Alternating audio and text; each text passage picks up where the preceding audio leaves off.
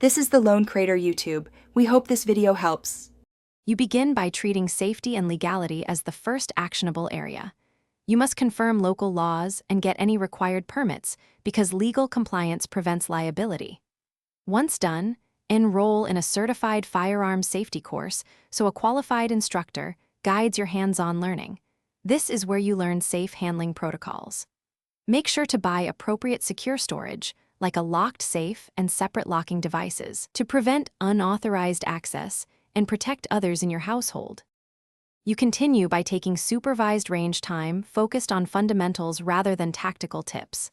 Under a certified instructor, you practice safe grip, stance, and consistent muzzle awareness because those basics reduce risk by design.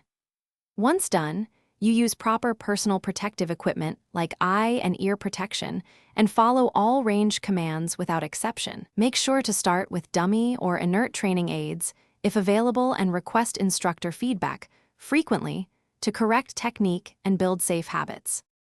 You finish by making maintenance and incident response part of every session. Regular cleaning and inspection according to manufacturer guidance preserves function and reduces malfunctions over time. This is why upkeep matters. Once done, always store the firearm unloaded in a safe with ammo, locked separately so risks are minimized between uses.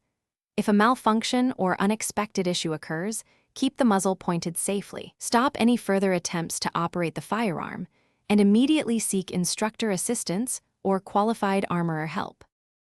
Thanks for watching. Consider subscribing if we helped you.